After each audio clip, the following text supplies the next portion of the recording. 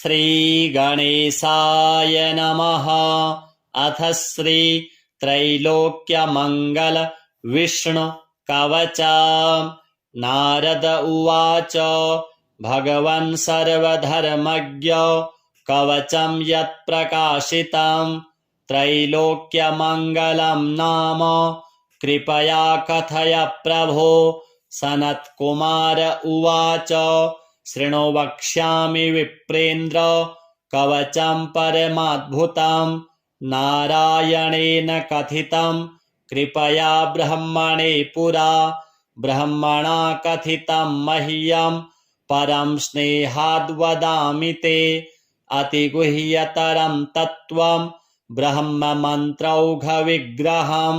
यद्धृत्वा पठनाद् ब्रह्मा सृष्टिं वितनुते ध्रुवं यद्धृत्वा पठनात् पाति महालक्ष्मीर्जगत्त्रयं पठनाद्धारणाच्छम्भुः संहर्ता सर्वमन्त्रवित् त्रैलोक्यजननी दुर्गा महिषादिमहासुरान् वरदृप्तान् जघान्नैव पठनाद्धारणाद्यतः एवमिन्द्रादयः सर्वे सर्वैश्वर्यमवाप्नुयुः। इदं कवचमत्यन्त गुप्तं कुत्रापि नो वदेत् शिष्याय भक्तियुक्ताय साधकाय प्रकाशयेत् शठाय परशिष्याय दत्त्वा मृत्युमवाप्नुयात् त्रैलोक्यमङ्गलस्याय कवचस्य प्रजापतिः ऋषिश्छन्दश्च गायत्री देवो नारायणः स्वयं धर्मार्थकाममोक्षेषु विनियोगः प्रकीर्तितः प्रणवो मे शिरः पातु नमो नारायणाय च भालं मे नेत्रयुगलमष्टार्णो भुक्तिमुक्तिदः क्लीं पायात् श्रोत्रयुग्मं च एकाक्षरः सर्वमोहनः क्लीं कृष्णाय सदाघ्राणं गोविन्दायेति जिह्विकां गोपीजनपदवल्लभाय स्वाहाननं मम अष्टादशाक्षरो मन्त्रः कण्ठं पातु दशाक्षरः गोपीजनवल्लभाय स्वाहा भुजद्वयं क्लीं ग्लैं क्लीं श्यामलाङ्गाय नमः स्कन्धौ दशाक्षरः क्लीं कृष्णः क्लीं करौ पायात् क्लीं कृष्णो मां गतोऽवतु हृदयं भुवनेशानः क्लीं कृष्णं क्लीं स्तनौ मम गोपालायाग्निजायान्तं कुक्षियुग्मं सदावतु क्लीं कृष्णाय सदा पातु पार्श्वयुग्ममनुत्तमः कृष्णगोविन्दकौपातां स्मराद्यौङेयुतो मनुः अष्टाक्षरः पातु नाभिं कृष्णेति द्वयाक्षरोऽवतु पृष्ठं क्लीं कृष्णकं गलं क्लीं कृष्णाय द्विठान्तकः सक्थिनी सततं पातु श्रीं ह्रीं क्लीं कृष्णठद्वयम् ऊरू सप्ताक्षरः पायात् त्रयोदशाक्षरोऽवतु श्रीं ह्रीं क्लीं पदतो गोपी जनवल्लभदन्ततः भाय स्वाहेति पायुं वै क्लीं ह्रीं श्रीं सदशार्णकः जानुनी च सदा पातु ह्रीं श्रीं क्लीं च दशाक्षरः त्रयोदशाक्षरः पातु जङ्घे चक्राद्युदायुधः अष्टादशाक्षरो ह्रीं श्रीं पूर्वको विंशदर्णकः सर्वाङ्गं मे सदा पातु द्वारकानायको बली नमो भगवते पश्चात् वासुदेवाय तत्परं ताराद्यो द्वादशार्णोऽयं प्राच्यां मां सर्वदावतु श्रीं ह्रीं क्लीं च दशार्णस्तु ह्रीं क्लीं श्रीं षोडशार्णकः गदाद्यायुधो विष्णुर्मा मग्निर्दिशि रक्षतु। ह्रीं श्रीं दशाक्षरो मन्त्रो दक्षिणे मां सदावतु। तारो नमो भगवते रुक्मिणीवल्लभाय च। स्वाहेति षोडशार्णोऽयं नैररित्यां दिशि रक्षतु। क्लीं हृषिके पदंशाय नमो मां वारुणोऽवतु। अष्टादशार्णः कामान्तो वायव्ये मां सदावतु। श्रीमाया कामकृष्णाय गोविन्दाय द्विठो मनुः। द्वादशार्णात्मको विष्णु रुत्तरे मां सदावतु। वाग्भयं कामकृष्णाय ह्रीं गोविन्दाय तत्परम्। श्रीगोपीजनवल्लभान् ताय स्वाहा हस्तौ ततः। द्वाविंशत्यक्षरो मन्त्रो मामैशान्ये सदावतु। कालीयस्य फणामध्ये दिव्यं नृत्यं करोति तं। नमामि देवकीपुत्रं नृत्यराजानमच्युतं। द्वात्रिंशदक्षरो मन्त्रो प्यधो मां सर्वदावतु। कामदेवाय विद्महे पुष्पबाणाय धीमहि तन्नो नग्नः प्रचोदयात्। येषां मां पातु चोर्ध्वतः इति ते कथितं विप्र ब्रह्ममन्त्रौघविग्रहम्। त्रैलोक्यमङ्गलं नाम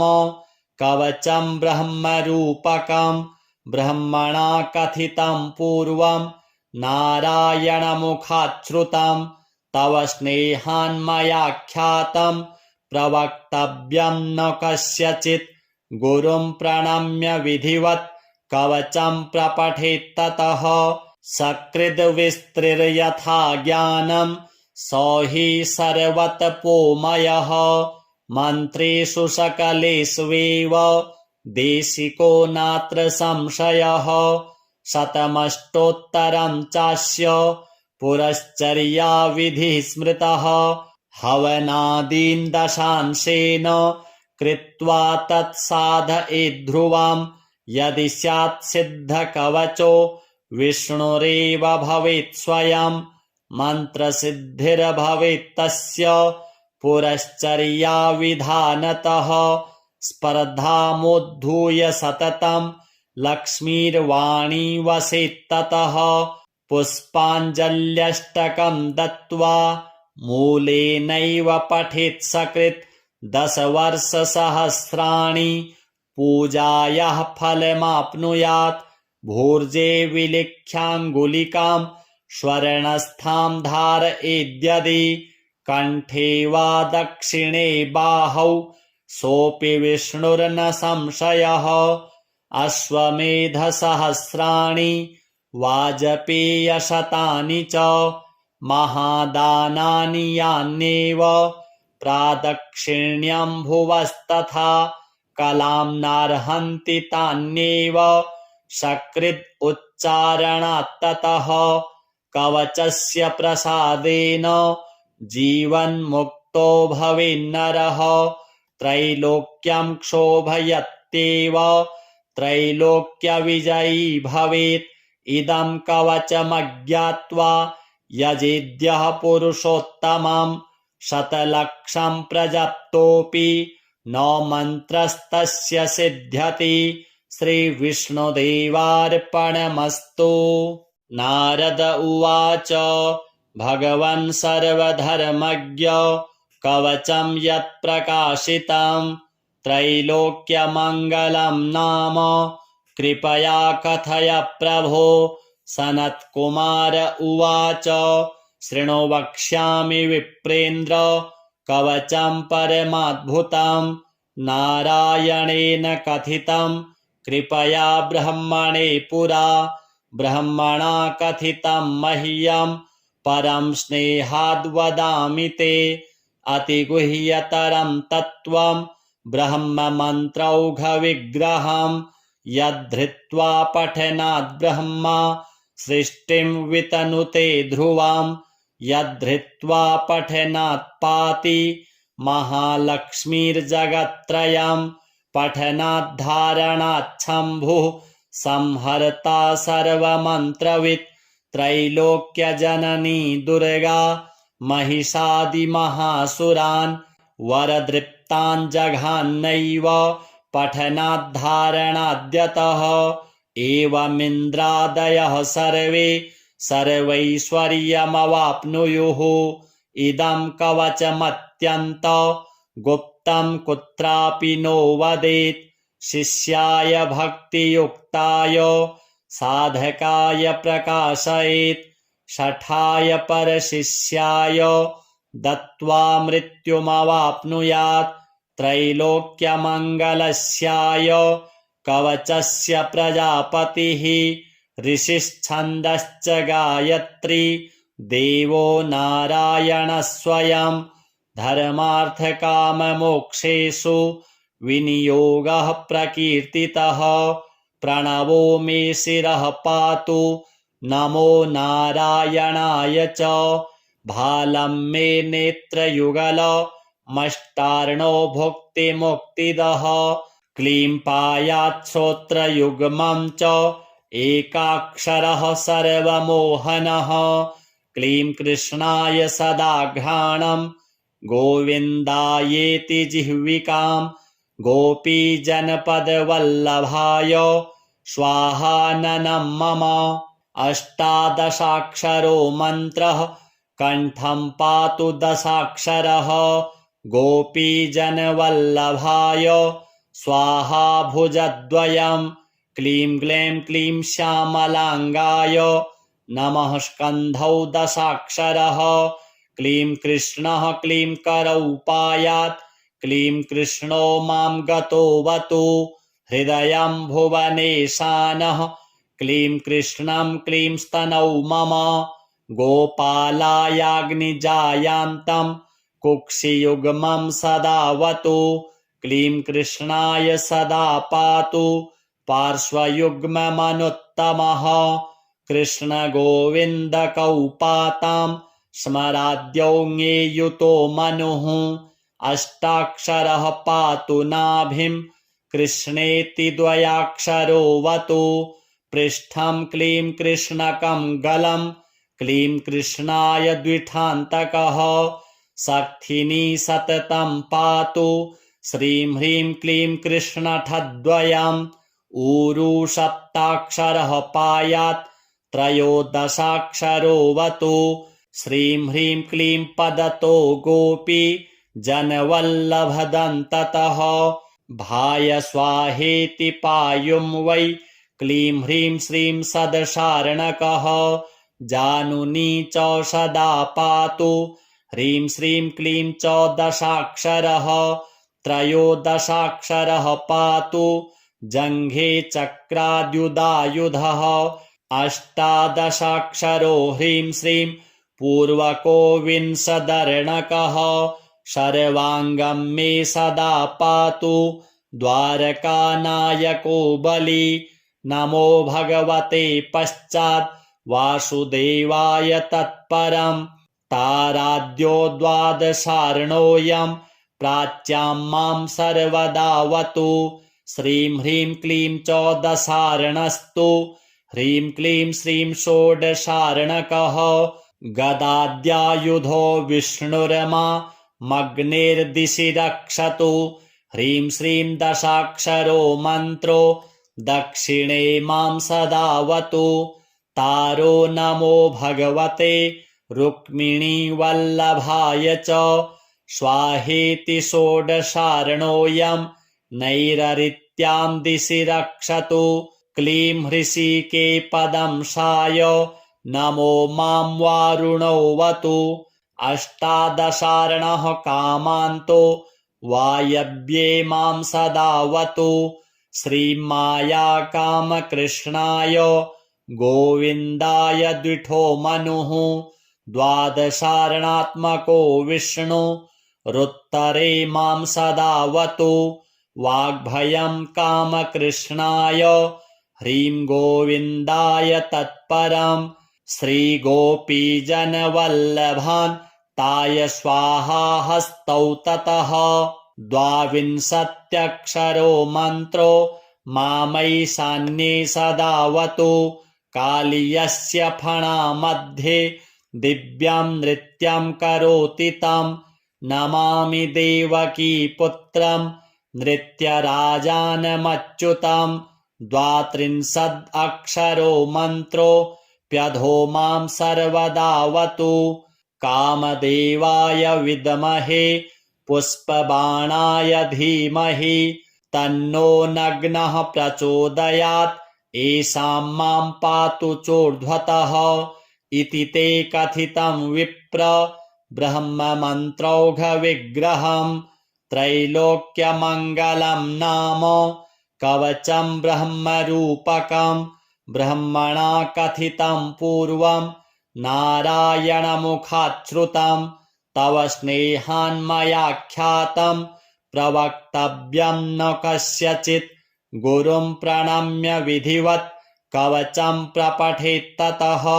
सकृद्विस्तृर्यथा ज्ञानं स हि सर्वतपोमयः मन्त्रेषु सकलेष्वेव देशिको नात्र संशयः शतमष्टोत्तरं चास्य पुरश्चर्या विधिः स्मृतः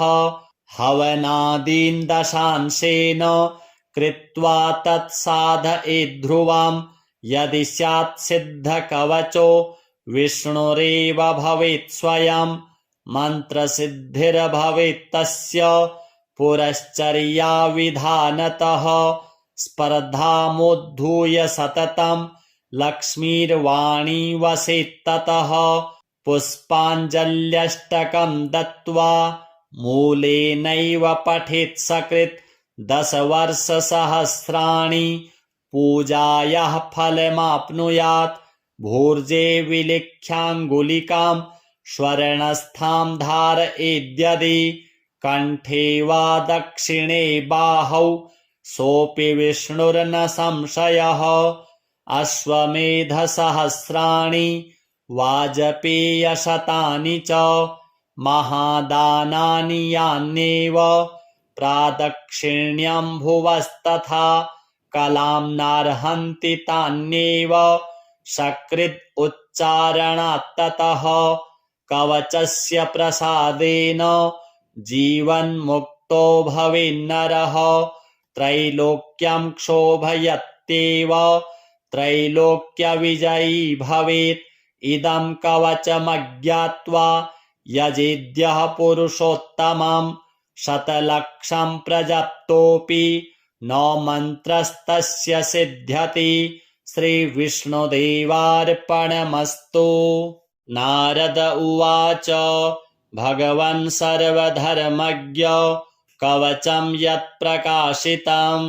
त्रैलोक्यमङ्गलं नाम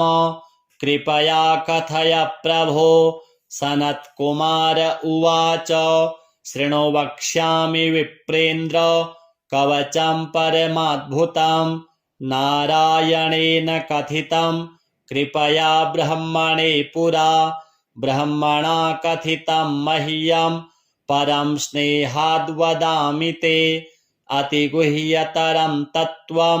ब्रह्ममन्त्रौघविग्रहं यद्धृत्वा पठनाद् ब्रह्मा सृष्टिं वितनुते ध्रुवं यद्धृत्वा पठनात् पाति महालक्ष्मीर्जगत्त्रयं पठनाद्धारणाच्छम्भुः संहर्ता सर्वमन्त्रवित् त्रैलोक्यजननी दुर्गा महिषादिमहासुरान् वरदृप्तान् जघान्नैव पठनाद्धारणाद्यतः एवमिन्द्रादयः सर्वे सर्वैश्वर्यमवाप्नुयुः। इदं कवचमत्यन्त गुप्तं कुत्रापि नो वदेत् शिष्याय भक्तियुक्ताय साधकाय प्रकाशयेत् शठाय परशिष्याय दत्त्वा मृत्युमवाप्नुयात् त्रैलोक्यमङ्गलस्याय कवचस्य प्रजापतिः ऋषिश्छन्दश्च गायत्री देवो नारायणः स्वयं धर्मार्थकाममोक्षेषु विनियोगः प्रकीर्तितः प्रणवो मे शिरः पातु नमो नारायणाय च भालं मे नेत्रयुगलमष्टार्णो भुक्तिमुक्तिदः क्लीं पायात् श्रोत्रयुग्मं च एकाक्षरः सर्वमोहनः क्लीं कृष्णाय सदाघ्राणं गोविन्दायेति जिह्विकां गोपीजनपदवल्लभाय स्वाहाननं मम अष्टादशाक्षरो मन्त्रः कण्ठं पातु दशाक्षरः गोपीजनवल्लभाय स्वाहा भुजद्वयं क्लीं ग्लैं क्लीं श्यामलाङ्गाय नमः स्कन्धौ दशाक्षरः क्लीं कृष्णः क्लीं करौ पायात् क्लीं कृष्णो मां गतोऽवतु हृदयं भुवनेशानः क्लीं कृष्णं क्लीं स्तनौ मम गोपालायाग्निजायान्तं कुक्षियुग्मं सदावतु क्लीं कृष्णाय सदा पातु पार्श्वयुग्ममनुत्तमः कृष्णगोविन्दकौपातां स्मराद्यौ ज्ञेयुतो मनुः अष्टाक्षरः पातु नाभिं कृष्णेति द्वयाक्षरोऽवतु पृष्ठं क्लीं कृष्णकं गलं क्लीं कृष्णाय द्विठान्तकः सक्थिनी सततं पातु श्रीं ह्रीं क्लीं कृष्णठद्वयम् ऊरू सप्ताक्षरः पायात् त्रयोदशाक्षरोऽवतु श्रीं ह्रीं क्लीं पदतो गोपी जनवल्लभदन्ततः भाय स्वाहेति पायुं वै क्लीं ह्रीं श्रीं सदशार्णकः जानुनी च सदा पातु ह्रीं श्रीं क्लीं च दशाक्षरः त्रयोदशाक्षरः पातु जङ्घे चक्राद्युदायुधः अष्टादशाक्षरो ह्रीं श्रीं पूर्वको विंशदर्णकः सर्वाङ्गं मे सदा पातु द्वारकानायको बली नमो भगवते पश्चात् वासुदेवाय तत्परं ताराद्यो द्वादशार्णोऽयं प्राच्यां मां सर्वदावतु श्रीं ह्रीं क्लीं च दशार्णस्तु ह्रीं क्लीं श्रीं षोडशार्णकः गदाद्यायुधो विष्णुर्मा मग्नेर्दिशि रक्षतु ह्रीं श्रीं दशाक्षरो मन्त्रो दक्षिणे मां सदावतु तारो नमो भगवते रुक्मिणीवल्लभाय च स्वाहेति षोडशार्णोऽयं नैररित्यां दिशि रक्षतु क्लीं हृषिके पदंशाय नमो मां वारुणोऽवतु अष्टादशार्णः कामान्तो वायव्ये मां सदावतु श्रीमायाकामकृष्णाय गोविन्दाय द्विठो मनुः द्वादशार्णात्मको विष्णु रुत्तरे मां सदावतु वाग्भयं कामकृष्णाय ह्रीं गोविन्दाय तत्परं श्रीगोपीजनवल्लभान् ताय स्वाहा हस्तौ ततः द्वाविंशत्यक्षरो मन्त्रो मामैशान्ये सदावतु कालीयस्य फणामध्ये दिव्यं नृत्यं करोति तं नमामि देवकी पुत्रं नृत्यराजानमच्युतं द्वात्रिंशदक्षरो मन्त्रो प्यधो मां सर्वदावतु कामदेवाय विद्महे पुष्पबाणाय धीमहि तन्नो नग्नः प्रचोदयात् येषां मां पातु चोर्ध्वतः इति ते कथितं विप्र ब्रह्ममन्त्रौघविग्रहं त्रैलोक्यमङ्गलं नाम कवचं ब्रह्मरूपकं ब्रह्मणा कथितं पूर्वं नारायणमुखाच्छ्रुतं तव स्नेहान्मयाख्यातं प्रवक्तव्यं न कस्यचित् गुरुं प्रणम्य विधिवत् कवचं प्रपठेत्ततः सकृद्विस्तृर्यथा ज्ञानं स हि सर्वतपोमयः मन्त्रेषु सकलेष्वेव देशिको नात्र संशयः शतमष्टोत्तरं चास्य पुरश्चर्याविधिः स्मृतः हवनादीन् दशांशेन कृत्वा तत्साधयेद्ध्रुवं यदि स्यात् सिद्धकवचो विष्णुरेव भवेत् स्वयं मन्त्रसिद्धिर्भवेत् तस्य पुरश्चर्याविधानतः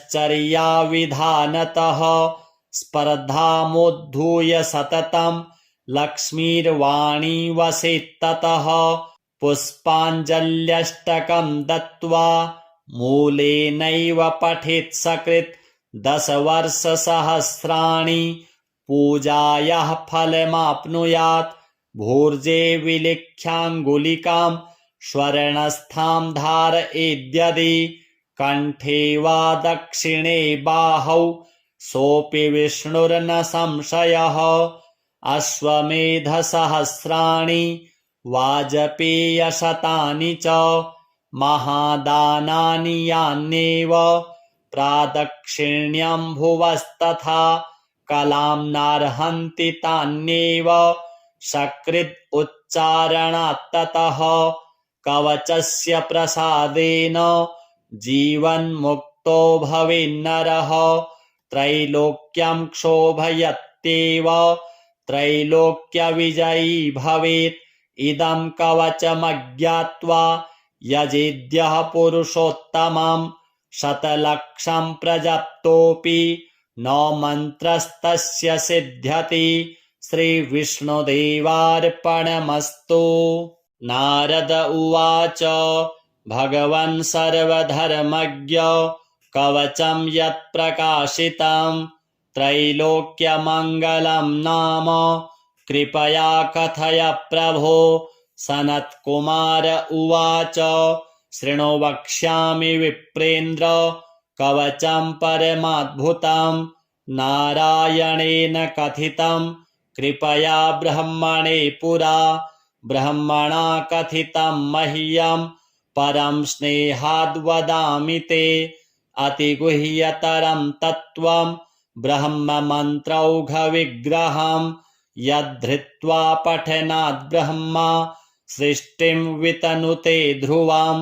यद्धृत्वा पठनात् पाति महालक्ष्मीर्जगत्त्रयं पठनाद्धारणाच्छम्भुः संहर्ता सर्वमन्त्रवित् त्रैलोक्यजननी दुर्गा महिषादिमहासुरान् वरदृप्तान् जघान्नैव पठनाद्धारणाद्यतः एवमिन्द्रादयः सर्वे सर्वैश्वर्यमवाप्नुयुः इदं कवचमत्यन्त गुप्तं कुत्रापि नो वदेत् शिष्याय भक्तियुक्ताय साधकाय प्रकाशयेत् शठाय परशिष्याय दत्त्वा मृत्युमवाप्नुयात् त्रैलोक्यमङ्गलस्याय कवचस्य प्रजापतिः ऋषिश्छन्दश्च गायत्री देवो नारायणः स्वयं धर्मार्थकाममोक्षेषु विनियोगः प्रकीर्तितः प्रणवो मे शिरः पातु नमो नारायणाय च भालं मे नेत्रयुगलमष्टार्णो भुक्तिमुक्तिदः क्लीं पायात् श्रोत्रयुग्मं च एकाक्षरः सर्वमोहनः क्लीं कृष्णाय सदाघ्राणं गोविन्दायेति जिह्विकां गोपीजनपदवल्लभाय स्वाहाननं मम अष्टादशाक्षरो मन्त्रः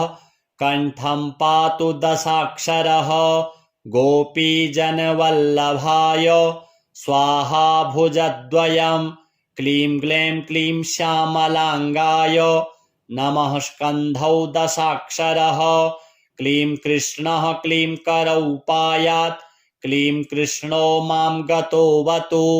हृदयं भुवनेशानः क्लीं कृष्णं क्लीं स्तनौ मम गोपालायाग्निजायान्तं कुक्षियुग्मं सदावतु क्लीं कृष्णाय सदा पातु पार्श्वयुग्ममनुत्तमः कृष्णगोविन्दकौपातां स्मराद्यौ ङेयुतो मनुः अष्टाक्षरः पातु नाभिं कृष्णेति द्वयाक्षरोऽवतु पृष्ठं क्लीं कृष्णकं गलं क्लीं कृष्णाय द्विठान्तकः सक्थिनी सततं पातु श्रीं ह्रीं क्लीं कृष्णठद्वयम् ऊरू सप्ताक्षरः पायात् त्रयोदशाक्षरोऽवतु श्रीं ह्रीं क्लीं पदतो गोपी जनवल्लभदन्ततः भाय स्वाहेति पायुं वै क्लीं ह्रीं श्रीं सदशार्णकः जानुनी च सदा पातु ह्रीं श्रीं क्लीं च दशाक्षरः त्रयोदशाक्षरः पातु जङ्घे चक्राद्युदायुधः अष्टादशाक्षरो ह्रीं श्रीं पूर्वको विंशदर्णकः सर्वाङ्गं मे सदा पातु द्वारकानायको बली नमो भगवते पश्चात् वासुदेवाय तत्परं ताराद्यो द्वादशार्णोऽयं प्राच्यां मां सर्वदावतु श्रीं ह्रीं क्लीं चौदशार्णस्तु ह्रीं क्लीं श्रीं षोडशार्णकः गदाद्यायुधो विष्णुरमा मग्नेर्दिशि रक्षतु ह्रीं श्रीं दशाक्षरो मन्त्रो दक्षिणे मां सदावतु तारो नमो भगवते रुक्मिणीवल्लभाय च स्वाहेति षोडशार्णोऽयं नैररित्यां दिशि रक्षतु क्लीं हृषिके पदंशाय नमो मां वारुणोऽवतु अष्टादशार्णः कामान्तो वायव्ये मां सदावतु श्रीमाया कामकृष्णाय गोविन्दाय द्विठो मनुः द्वादशार्णात्मको विष्णु रुत्तरे मां सदावतु वाग्भयं कामकृष्णाय ह्रीं गोविन्दाय तत्परं श्रीगोपीजनवल्लभान् ताय स्वाहा हस्तौ ततः द्वाविंशत्यक्षरो मन्त्रो मामैशान्ये सदावतु कालीयस्य फणामध्ये दिव्यं नृत्यं करोति तं नमामि देवकी पुत्रं नृत्यराजानमच्युतं द्वात्रिंशदक्षरो मन्त्रो प्यधो मां सर्वदावतु कामदेवाय विद्महे पुष्पबाणाय धीमहि तन्नो नग्नः प्रचोदयात् येषां मां पातु चोर्ध्वतः इति ते कथितं विप्र ब्रह्ममन्त्रौघविग्रहं त्रैलोक्यमङ्गलं नाम कवचं ब्रह्मरूपकं ब्रह्मणा कथितं पूर्वं नारायणमुखाच्छ्रुतं तव स्नेहान्मयाख्यातं प्रवक्तव्यं न कस्यचित् गुरुं प्रणम्य विधिवत् कवचं प्रपठेत्ततः सकृद्विस्तृर्यथा ज्ञानं स हि सर्वतपोमयः मन्त्रेषु सकलेष्वेव देशिको नात्र संशयः शतमष्टोत्तरं चास्य पुरश्चर्या विधिः स्मृतः हवनादीन् दशांशेन कृत्वा तत्साधयेद्ध्रुवं यदि स्यात् सिद्धकवचो विष्णुरेव भवेत् स्वयं मन्त्रसिद्धिर्भवेत् तस्य पुरश्चर्या विधानतः स्पर्धामुद्धूय सततं लक्ष्मीर्वाणी वसेत्ततः पुष्पाञ्जल्यष्टकं दत्त्वा मूलेनैव पठेत् सकृत् 10 वर्षसहस्राणि पूजायाः फलमाप्नुयात् भूर्जे विलिख्याङ्गुलिकां स्वर्णस्थां धारयेद्यदि कण्ठे वा दक्षिणे बाहौ सोऽपि विष्णुर्न संशयः अश्वमेधसहस्राणि वाजपेयशतानि च महादानानि यान्येव प्रादक्षिण्यं भुवस्तथा कलां नार्हन्ति तान्येव सकृद् उच्चारणात्ततः कवचस्य प्रसादेन जीवन्मुक्तो भवेन्नरः त्रैलोक्यं क्षोभयत्येव त्रैलोक्यविजयी भवेत् इदं कवचमज्ञात्वा यजेद्यः पुरुषोत्तमं शतलक्षं प्रजप्तोऽपि न मन्त्रस्तस्य सिद्ध्यति श्रीविष्णुदेवार्पणमस्तु। नारद उवाच भगवन् सर्वधर्मज्ञ कवचं यत्प्रकाशितं त्रैलोक्यमङ्गलं नाम कृपया कथय प्रभो। सनत्कुमार उवाच शृणु वक्ष्यामि विप्रेन्द्र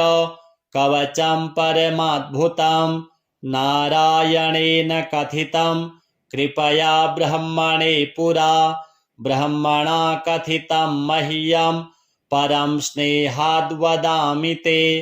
अतिगुह्यतरं तत्त्वं ब्रह्ममन्त्रौघविग्रहं यद्धृत्वा पठनाद् ब्रह्मा सृष्टिं वितनुते ध्रुवं यद्धृत्वा पठनात् पाति महालक्ष्मीर्जगत्त्रयं पठनाद्धारणाच्छम्भुः संहर्ता सर्वमन्त्रवित् त्रैलोक्यजननी दुर्गा महिषादिमहासुरान् वरदृप्तान् जघान्नैव पठनाद्धारणाद्यतः एवमिन्द्रादयः सर्वे सर्वैश्वर्यमवाप्नुयुः। इदं कवचमत्यन्त गुप्तं कुत्रापि नो वदेत् शिष्याय भक्तियुक्ताय साधकाय प्रकाशयेत् शठाय परशिष्याय दत्त्वा मृत्युमवाप्नुयात् त्रैलोक्यमङ्गलस्याय कवचस्य प्रजापतिः ऋषिश्छन्दश्च गायत्री देवो नारायणः स्वयं धर्मार्थकाममोक्षेषु विनियोगः प्रकीर्तितः प्रणवो मे शिरः पातु नमो नारायणाय च भालं मे नेत्रयुगल मष्टार्णो भुक्तिमुक्तिदः क्लीं पायात् श्रोत्रयुग्मं च एकाक्षरः सर्वमोहनः क्लीं कृष्णाय सदाघ्राणं गोविन्दायेति जिह्विकां गोपीजनपदवल्लभाय स्वाहाननं मम अष्टादशाक्षरो मन्त्रः कण्ठं पातु दशाक्षरः गोपीजनवल्लभाय स्वाहा भुजद्वयं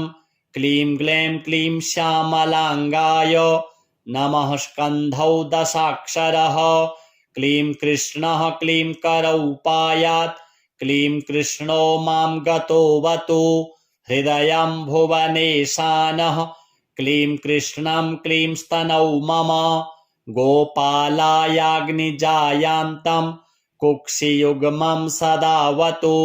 क्लीं कृष्णाय सदा पातु पार्श्वयुग्ममनुत्तमः कृष्णगोविन्दकौपातां स्मराद्यौ ङेयुतो मनुः अष्टाक्षरः पातु नाभिं कृष्णेति द्वयाक्षरोऽवतु पृष्ठं क्लीं कृष्णकं गलं क्लीं कृष्णाय द्विठान्तकः सक्थिनी सततं पातु श्रीं ह्रीं क्लीं कृष्णठद्वयम् ऊरू सप्ताक्षरः पायात् त्रयोदशाक्षरोऽवतु श्रीं ह्रीं क्लीं पदतो गोपी जनवल्लभदन्ततः भाय स्वाहेति पायुं वै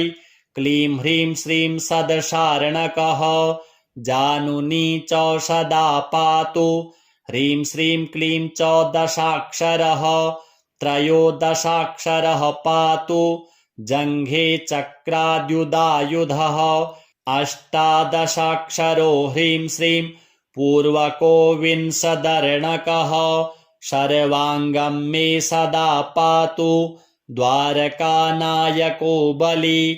नमो भगवते पश्चात् वासुदेवाय तत्परम् ताराद्यो द्वादशार्णोऽयं प्राच्यां मां सर्वदावतु श्रीं ह्रीं क्लीं चौदशार्णस्तु ह्रीं क्लीं श्रीं षोडशार्णकः गदाद्यायुधो विष्णुर्मा मग्नेर्दिशि रक्षतु ह्रीं श्रीं दशाक्षरो मन्त्रो दक्षिणे मां सदावतु तारो नमो भगवते रुक्मिणीवल्लभाय च स्वाहेति षोडशार्णोऽयं नैररित्यां दिशि रक्षतु क्लीं हृषिके पदंशाय नमो मां वारुणोऽवतु अष्टादशार्णः कामान्तो वायव्ये मां सदावतु श्रीमाया कामकृष्णाय गोविन्दाय द्विठो मनुः द्वादशार्णात्मको विष्णु रुत्तरे मां सदावतु वाग्भयं कामकृष्णाय ह्रीं गोविन्दाय तत्परम् श्रीगोपीजनवल्लभान् ताय स्वाहा हस्तौ ततः द्वाविंशत्यक्षरो मन्त्रो मामैशान्ये सदावतु कालीयस्य फणामध्ये दिव्यं नृत्यं करोति तं नमामि देवकी पुत्रं नृत्यराजानमच्युतं द्वात्रिंशदक्षरो मन्त्रो प्यधो मां सर्वदावतु कामदेवाय विद्महे पुष्पबाणाय धीमहि तन्नो नग्नः प्रचोदयात् येषां मां पातु चोर्ध्वतः इति ते कथितं विप्र ब्रह्ममन्त्रौघविग्रहं त्रैलोक्यमङ्गलं नाम कवचं ब्रह्मरूपकं ब्रह्मणा कथितं पूर्वं नारायणमुखाच्छ्रुतं तव स्नेहान्मयाख्यातं प्रवक्तव्यं न कस्यचित् गुरुं प्रणम्य विधिवत् कवचं प्रपठेत्ततः सकृद्विस्तृर्यथा ज्ञानं स हि सर्वतपोमयः मन्त्रेषु सकलेष्वेव देशिको नात्र संशयः शतमष्टोत्तरं चास्य पुरश्चर्याविधिः स्मृतः हवनादीन् दशांशेन कृत्वा तत्साधयेद्ध्रुवं यदि स्यात् सिद्धकवचो विष्णुरेव भवेत् स्वयं मन्त्रसिद्धिर्भवेत् तस्य पुरश्चर्याविधानतः स्पर्धामुद्धूय सततं लक्ष्मीर्वाणी वसेत्ततः पुष्पाञ्जल्यष्टकं दत्त्वा मूलेनैव पठेत् सकृत् 10 वर्षसहस्राणि पूजायाः फलमाप्नुयात् भूर्जे विलिख्याङ्गुलिकां स्वर्णस्थां धारयेद्यदि कण्ठे वा दक्षिणे बाहौ सोऽपि विष्णुर्न संशयः अश्वमेधसहस्राणि वाजपेयशतानि च महादानानि यान्येव प्रादक्षिण्यं भुवस्तथा कलां नार्हन्ति तान्येव सकृद् उच्चारणात्ततः कवचस्य प्रसादेन जीवन्मुक्तो मुक्तो भवेन्नरः त्रैलोक्यं क्षोभयत्येव त्रैलोक्यविजयी भवेत् इदं कवचमज्ञात्वा यजेद्यः पुरुषोत्तमं शतलक्षं प्रजप्तोऽपि न मन्त्रस्तस्य सिद्ध्यति श्रीविष्णुदेवार्पणमस्तु। नारद उवाच भगवन् सर्वधर्मज्ञ कवचं यत्प्रकाशितं त्रैलोक्यमङ्गलं नाम कृपया कथय प्रभो। सनत्कुमार उवाच शृणु वक्ष्यामि विप्रेन्द्र कवचं परमाद्भुतं नारायणेन कथितं कृपया ब्रह्मणे पुरा। ब्रह्मणा कथितं मह्यं परं स्नेहाद् वदामि ते अतिगुह्यतरं तत्त्वं ब्रह्ममन्त्रौघविग्रहं यद्धृत्वा पठनाद् ब्रह्मा सृष्टिं वितनुते ध्रुवं यद्धृत्वा पठनात् पाति महालक्ष्मीर्जगत्त्रयं पठनात् धारणात् शम्भुः संहर्ता सर्वमन्त्रवित् त्रैलोक्यजननी दुर्गा महिषादिमहासुरान् वरदृप्तान् जघान्नैव पठनाद्धारणाद्यतः एवमिन्द्रादयः सर्वे सर्वैश्वर्यमवाप्नुयुः। इदं कवचमत्यन्त गुप्तं कुत्रापि नो वदेत् शिष्याय भक्तियुक्ताय साधकाय प्रकाशयेत् शठाय परशिष्याय दत्त्वा मृत्युमवाप्नुयात् त्रैलोक्यमङ्गलस्याय कवचस्य प्रजापतिः ऋषिश्छन्दश्च गायत्री देवो नारायणः स्वयं धर्मार्थकाममोक्षेषु विनियोगः प्रकीर्तितः प्रणवो मे शिरः पातु नमो नारायणाय च भालं मे नेत्रयुगलमष्टार्णो भुक्तिमुक्तिदः क्लीं पायात् श्रोत्रयुग्मं च एकाक्षरः सर्वमोहनः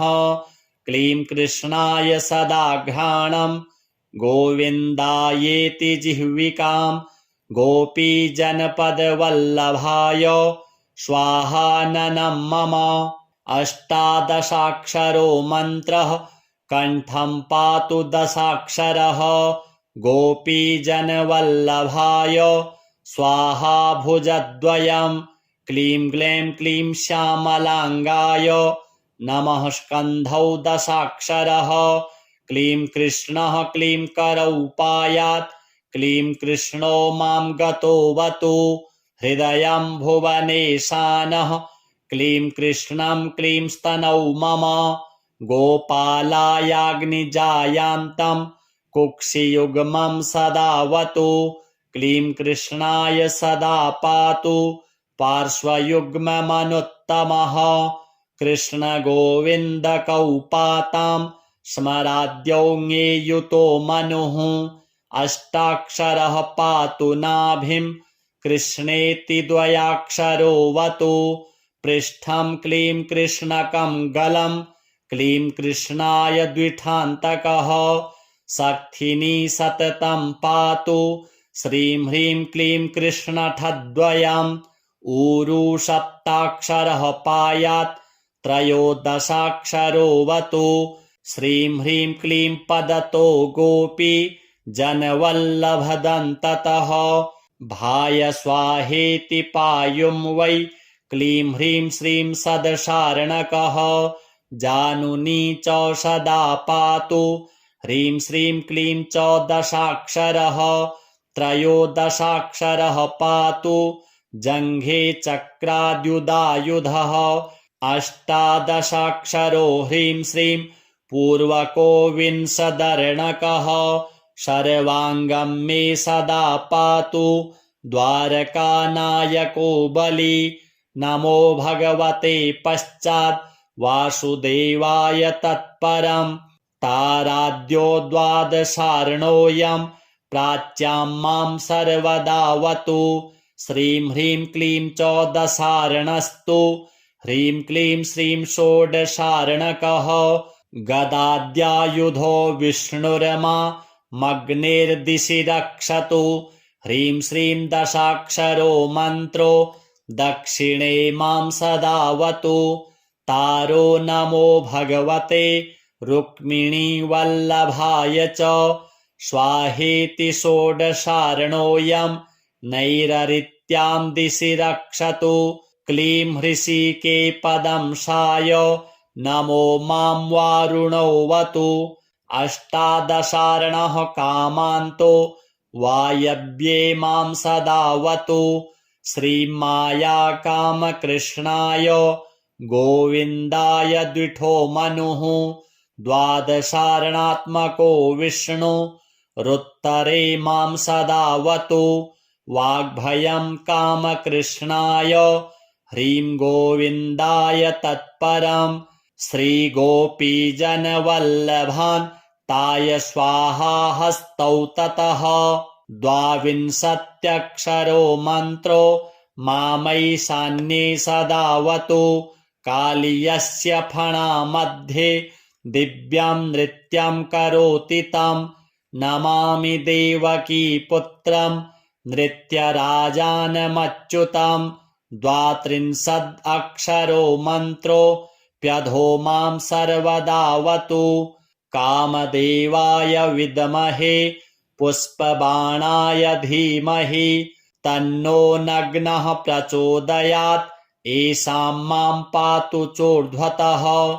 इति ते कथितं विप्र ब्रह्ममन्त्रौघविग्रहं त्रैलोक्यमङ्गलं नाम कवचं ब्रह्मरूपकं ब्रह्मणा कथितं पूर्वं नारायणमुखाच्छ्रुतं तव स्नेहान्मयाख्यातं प्रवक्तव्यं न कस्यचित् गुरुं प्रणम्य विधिवत् कवचं प्रपठेत्ततः सकृद्विस्तृर्यथा ज्ञानं स हि सर्वतपोमयः मन्त्रेषु सकलेष्वेव देशिको नात्र संशयः शतमष्टोत्तरं चास्य पुरश्चर्याविधिः स्मृतः हवनादीन् दशांशेन कृत्वा तत्साधयेद्ध्रुवं यदि स्यात् सिद्धकवचो विष्णुरेव भवेत् स्वयं मन्त्रसिद्धिर्भवेत् तस्य पुरश्चर्याविधानतः स्पर्धामुद्धूय सततं लक्ष्मीर्वाणी वसेत्ततः पुष्पाञ्जल्यष्टकं दत्त्वा मूलेनैव पठेत् सकृत् 10 वर्षसहस्राणि पूजायाः फलमाप्नुयात् भूर्जे विलिख्याङ्गुलिकां स्वर्णस्थां धारयेद्यदि कण्ठे वा दक्षिणे बाहौ सोऽपि विष्णुर्न संशयः अश्वमेधसहस्राणि वाजपेयशतानि च महादानानि यान्येव प्रादक्षिण्यं भुवस्तथा कलां नार्हन्ति तान्येव सकृद् उच्चारणात्ततः कवचस्य प्रसादेन जीवन्मुक्तो भवेन्नरः त्रैलोक्यं क्षोभयत्येव त्रैलोक्यविजयी भवेत् इदं कवचमज्ञात्वा यजेद्यः पुरुषोत्तमं शतलक्षं प्रजप्तोऽपि न मन्त्रस्तस्य सिद्ध्यति श्रीविष्णुदेवार्पणमस्तु। नारद उवाच भगवन् सर्वधर्मज्ञ कवचं यत्प्रकाशितं त्रैलोक्यमङ्गलं नाम कृपया कथय प्रभो। सनत्कुमार उवाच शृणु वक्ष्यामि विप्रेन्द्र कवचं परमाद्भुतं नारायणेन कथितं कृपया ब्रह्मणे पुरा। ब्रह्मणा कथितं मह्यं परं स्नेहाद् वदामि ते अतिगुह्यतरं तत्त्वं ब्रह्ममन्त्रौघविग्रहं यद्धृत्वा पठनाद् ब्रह्मा सृष्टिं वितनुते ध्रुवं यद्धृत्वा पठनात् पाति महालक्ष्मीर्जगत्त्रयं पठनाद्धारणाच्छम्भुः संहर्ता सर्वमन्त्रवित् त्रैलोक्यजननी दुर्गा महिषादिमहासुरान् वरदृप्तान् जघान्नैव पठनाद्धारणाद्यतः एवमिन्द्रादयः सर्वे सर्वैश्वर्यमवाप्नुयुः इदं कवचमत्यन्त गुप्तं कुत्रापि नो वदेत् शिष्याय भक्तियुक्ताय साधकाय प्रकाशयेत् शठाय परशिष्याय दत्त्वा मृत्युमवाप्नुयात् त्रैलोक्यमङ्गलस्याय कवचस्य प्रजापतिः ऋषिश्छन्दश्च गायत्री देवो नारायणः स्वयं धर्मार्थकाममोक्षेषु विनियोगः प्रकीर्तितः प्रणवो मे शिरः पातु नमो नारायणाय च भालं मे नेत्रयुगलमष्टार्णो भुक्तिमुक्तिदः क्लीं पायात् श्रोत्रयुग्मं च एकाक्षरः सर्वमोहनः क्लीं कृष्णाय सदा घ्राणं गोविन्दायेति जिह्विकां गोपीजनपदवल्लभाय स्वाहाननं मम अष्टादशाक्षरो मन्त्रः कण्ठं पातु दशाक्षरः गोपीजनवल्लभाय स्वाहा भुजद्वयं क्लीं ग्लैं क्लीं श्यामलाङ्गाय नमः स्कन्धौ दशाक्षरः क्लीं कृष्णः क्लीं करौ पायात् क्लीं कृष्णो मां गतोऽवतु हृदयं भुवनेशानः क्लीं कृष्णं क्लीं स्तनौ मम गोपालायाग्निजायान्तं कुक्षियुग्मं सदावतु क्लीं कृष्णाय सदा पातु पार्श्वयुग्ममनुत्तमः कृष्णगोविन्दकौपातां स्मराद्यौ ज्ञेयुतो मनुः अष्टाक्षरः पातु नाभिं कृष्णेति द्वयाक्षरोऽवतु पृष्ठं क्लीं कृष्णकं गलं क्लीं कृष्णाय द्विठान्तकः सक्थिनी सततं पातु श्रीं ह्रीं क्लीं कृष्णठद्वयम् ऊरू सप्ताक्षरः पायात् त्रयोदशाक्षरोऽवतु श्रीं ह्रीं क्लीं पदतो गोपी जनवल्लभदन्ततः भाय स्वाहेति पायुं वै क्लीं ह्रीं श्रीं सदशार्णकः जानुनी च सदा पातु ह्रीं श्रीं क्लीं च दशाक्षरः त्रयोदशाक्षरः पातु जङ्घे चक्राद्युदायुधः अष्टादशाक्षरो ह्रीं श्रीं पूर्वको विंशदर्णकः सर्वाङ्गं मे सदा पातु द्वारकानायको बली नमो भगवते पश्चात् वासुदेवाय तत्परं ताराद्यो द्वादशार्णोऽयं प्राच्यां मां सर्वदावतु श्रीं ह्रीं क्लीं च दशार्णस्तु ह्रीं क्लीं श्रीं षोडशार्णकः गदाद्यायुधो विष्णुर्मा मग्नेर्दिशि रक्षतु ह्रीं श्रीं दशाक्षरो मन्त्रो दक्षिणे मां सदावतु तारो नमो भगवते रुक्मिणीवल्लभाय च स्वाहेति षोडशार्णोऽयं नैररित्यां दिशि रक्षतु क्लीं हृषिके पदंशाय नमो मां वारुणोऽवतु अष्टादशार्णः कामान्तो वायव्ये मां सदावतु श्रीमायाकामकृष्णाय गोविन्दाय द्विठो मनुः द्वादशार्णात्मको विष्णु रुत्तरे मां सदावतु वाग्भयं कामकृष्णाय ह्रीं गोविन्दाय तत्परम् श्रीगोपीजनवल्लभान् ताय स्वाहा हस्तौ ततः द्वाविंशत्यक्षरो मन्त्रो मामैशान्ये सदावतु कालीयस्य फणा मध्ये दिव्यं नृत्यं करोति तं नमामि देवकी पुत्रं नृत्यराजानमच्युतं द्वात्रिंशदक्षरो मन्त्रो प्यधो मां सर्वदावतु कामदेवाय विद्महे पुष्पबाणाय धीमहि तन्नो नग्नः प्रचोदयात् येषां मां पातु चोर्ध्वतः इति ते कथितं विप्र ब्रह्ममन्त्रौघविग्रहं त्रैलोक्यमङ्गलं नाम कवचं ब्रह्मरूपकं ब्रह्मणा कथितं पूर्वं नारायणमुखाच्छ्रुतं तव स्नेहान्मयाख्यातं प्रवक्तव्यं न कस्यचित् गुरुं प्रणम्य विधिवत् कवचं प्रपठेत्ततः सकृद्विस्तृर्यथा ज्ञानं स हि सर्वतपोमयः मन्त्रेषु सकलेष्वेव देशिको नात्र संशयः शतमष्टोत्तरं चास्य पुरश्चर्याविधिः स्मृतः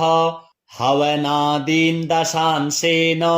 कृत्वा तत्साधयेद्ध्रुवं यदि स्यात् सिद्धकवचो विष्णुरेव भवेत् स्वयं मन्त्रसिद्धिर्भवेत्तस्य पुरश्चर्याविधानतः स्पर्धामुद्धूय सततं लक्ष्मीर्वाणी वसेत्ततः पुष्पाञ्जल्यष्टकं दत्त्वा मूलेनैव पठेत् सकृत् 10 वर्षसहस्राणि पूजायाः फलमाप्नुयात् भूर्जे विलिख्याङ्गुलिकां स्वर्णस्थां धारयेद्यदि कण्ठे वा दक्षिणे बाहौ सोऽपि विष्णुर्न संशयः अश्वमेधसहस्राणि वाजपेयशतानि च महादानानि यान्येव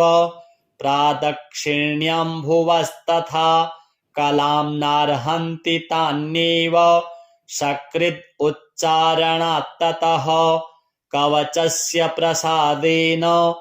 जीवन्मुक्तो भवेन्नरः त्रैलोक्यं क्षोभयत्येव त्रैलोक्यविजयी भवेत् इदं कवचमज्ञात्वा यजेद्यः पुरुषोत्तमं शतलक्षं प्रजप्तोऽपि न मन्त्रस्तस्य सिद्ध्यति श्रीविष्णुदेवार्पणमस्तु।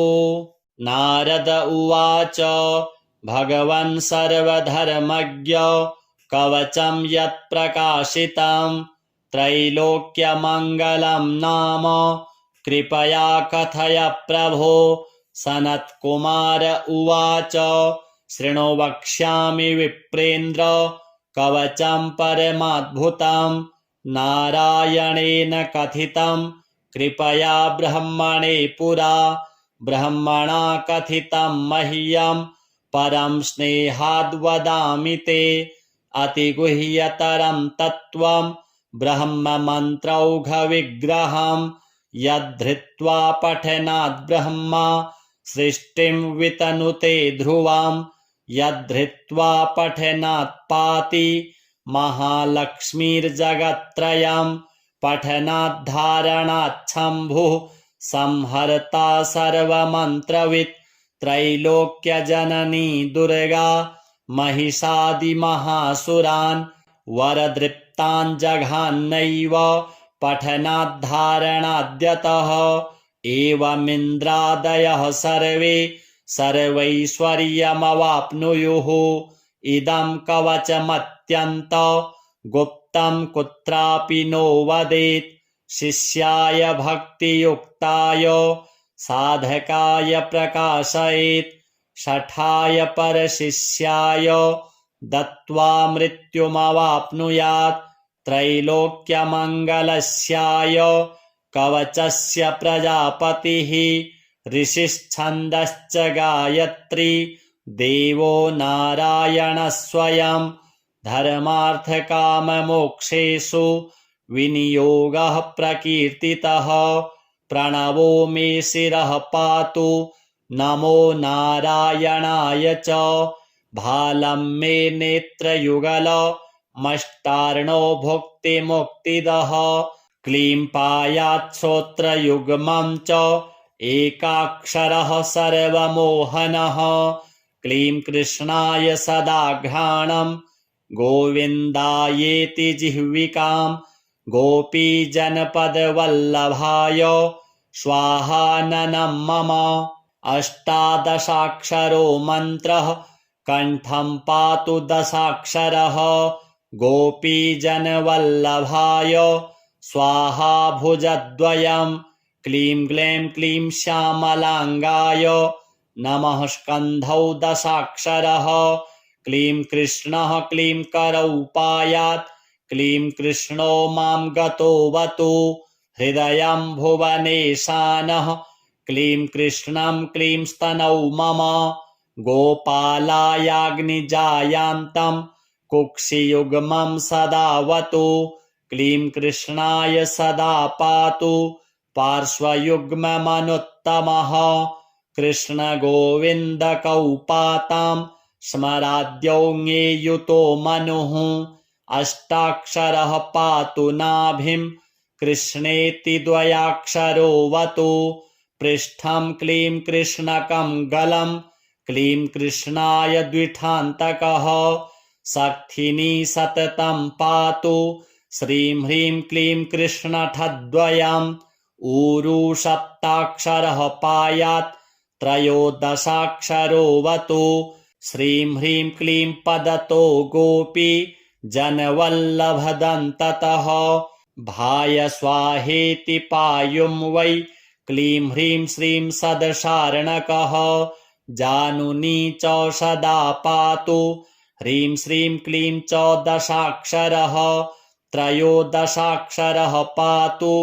जङ्घे चक्राद्युदायुधः अष्टादशाक्षरो ह्रीं श्रीं पूर्वको विंशदर्णकः सर्वाङ्गं मे सदा पातु द्वारकानायको बली नमो भगवते पश्चात् वासुदेवाय तत्परं ताराद्यो द्वादशार्णोऽयं प्राच्यां मां सर्वदावतु श्रीं ह्रीं क्लीं च दशार्णस्तु ह्रीं क्लीं श्रीं षोडशार्णकः गदाद्यायुधो विष्णुर्मा मग्नेर्दिशि रक्षतु ह्रीं श्रीं दशाक्षरो मन्त्रो दक्षिणे मां सदावतु तारो नमो भगवते रुक्मिणीवल्लभाय च स्वाहेति षोडशार्णोऽयं नैररित्यां दिशि रक्षतु क्लीं हृषिके पदंशाय नमो मां वारुणोऽवतु अष्टादशार्णः कामान्तो वायव्ये मां सदावतु श्रीमायाकामकृष्णाय गोविन्दाय द्विठो मनुः द्वादशार्णात्मको विष्णु रुत्तरे मां सदावतु वाग्भयं कामकृष्णाय ह्रीं गोविन्दाय तत्परं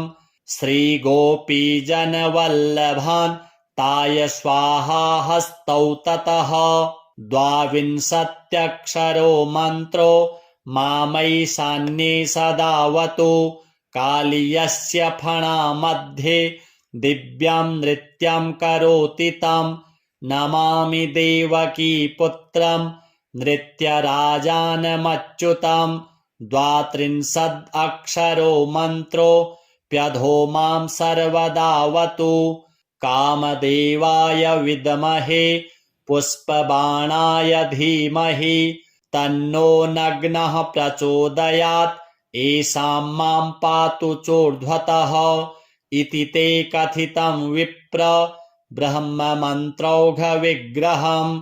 त्रैलोक्यमङ्गलं नाम कवचं ब्रह्मरूपकम् ब्रह्मणा कथितं पूर्वं नारायणमुखाच्छ्रुतं तव स्नेहान्मयाख्यातं प्रवक्तव्यं न कस्यचित् गुरुं प्रणम्य विधिवत् कवचं प्रपठेत्ततः सकृद्विस्तृर्यथा ज्ञानं स हि सर्वतपोमयः मन्त्रेषु सकलेष्वेव देशिको नात्र संशयः शतमष्टोत्तरं चास्य पुरश्चर्याविधिः स्मृतः हवनादीन् दशांशेन कृत्वा तत्साधयेद्ध्रुवम् यदि स्यात् सिद्धकवचो विष्णुरेव भवेत् स्वयं मन्त्रसिद्धिर्भवेत् तस्य पुरश्चर्याविधानतः स्पर्धामुद्धूय सततं लक्ष्मीर्वाणी वसेत्ततः पुष्पाञ्जल्यष्टकं दत्त्वा मूलेनैव पठेत् सकृत् 10 वर्षसहस्राणि पूजायाः फलमाप्नुयात् भूर्जे विलिख्याङ्गुलिकां स्वर्णस्थां धारयेद्यदि कण्ठे वा दक्षिणे बाहौ सोऽपि विष्णुर्न संशयः अश्वमेधसहस्राणि वाजपेयशतानि च महादानानि यान्येव प्रादक्षिण्यं भुवस्तथा कलां नार्हन्ति तान्येव सकृद् उच्चारणात्ततः कवचस्य प्रसादेन जीवन्मुक्तो भवेन्नरः त्रैलोक्यं क्षोभयत्येव त्रैलोक्यविजयी भवेत् इदं कवचमज्ञात्वा यजेद्यः पुरुषोत्तमं शतलक्षं प्रजप्तोऽपि न मन्त्रस्तस्य सिद्ध्यति श्रीविष्णुदेवार्पणमस्तु।